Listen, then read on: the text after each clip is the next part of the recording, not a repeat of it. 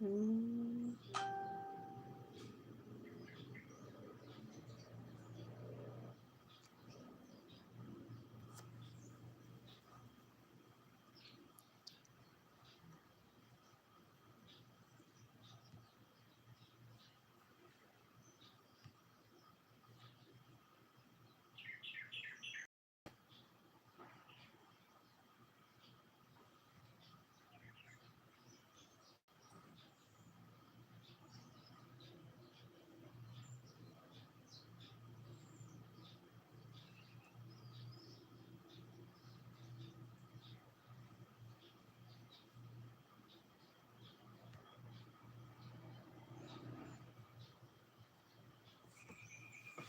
Okay, the rights and obligations between husband and wife.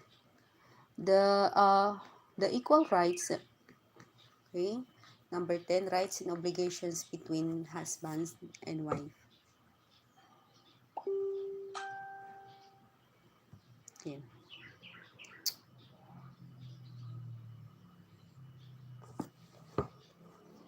The Equal Rights Amendment, a constitution for equal rights for women.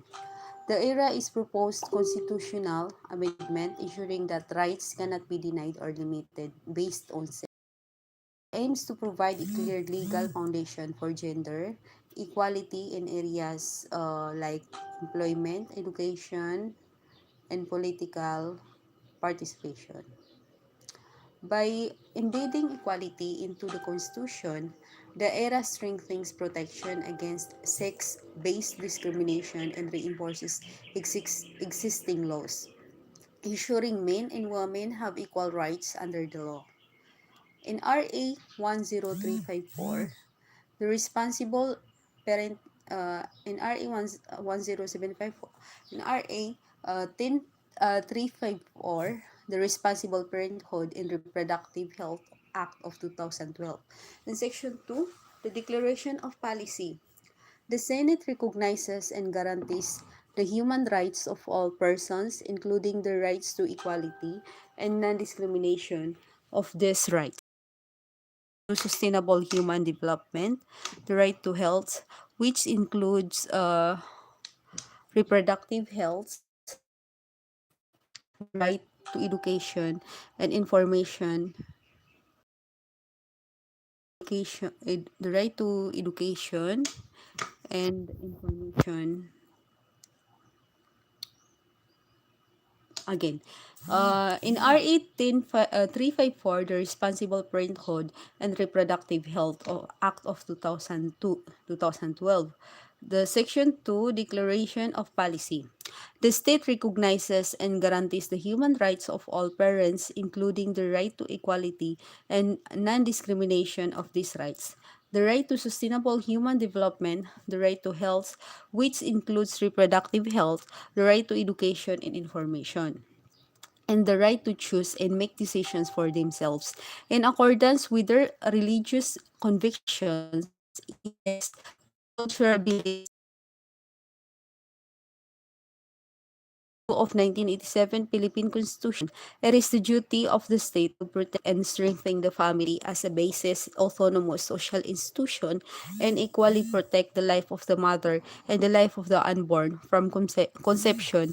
The state shall protect and promote the right to health of women, especially mothers in particular, and of the people in general, and instill health consciousness among them.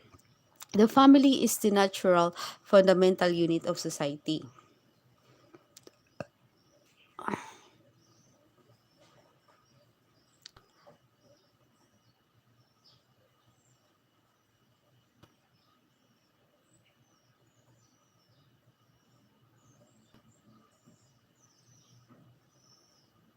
Accord with the rhythm and harmony of nature, the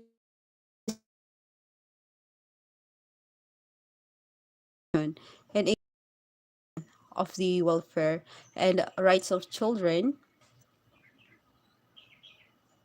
youth, and the unborn. Moreover, the state recognizes and guarantees the promotion of equity, gender equity, women empowerment, and dignity as a health and human rights concern in as a social responsibility. The advancement and protection of women's human rights shall be central to the effects of the state to address reproductive health care. The state recognizes marriage as an inviolable social institution and the foundation of the family, which in turn is the foundation of the nation, pursuant thereto. The state shall defend, letter A, the right of the spouses, uh, the right of the spouses to found the right of letter A, the right of spouses to found a family in accordance with their religious convictions in the demands of responsible parenthood. Letter B, the right to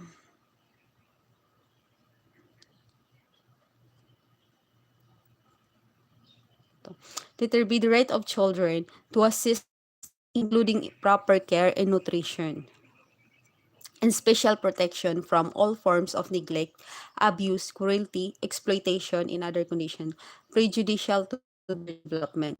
Letter C, the right of children to assistance, um, including the right of letter B, the right of children to assistance, including proper care and nutrition and special protection from all forms of neglect, abuse, cruelty, exploitation, and other conditions prejudicial to their development. Letter C, the right of the family to a family living wage and income. And letter D, the right of families of family associations to participate in the planning and implementation of policies and programs. The state likewise guarantees universal access to medically safe, non-abortifacient, effective, legal, affordable, and quality reproductive health care services, methods, devices, supplies, which do not prevent the implantation of a fertilized ovum or determined by the Food and Drug Administration or FDA, and relevant information education thereon according to the priority needs of women, children in the other underprivileged sectors, giving preferential access to those identified through the National Household Targeting System for Poverty Reduction or NHTS-PR and other government measures of identifying marginalization who shall be discriminatory practices and policies that infringe the person exercise of reproductive health rights. The state shall also promote openness to life, provided that parents bring forth to the world only those children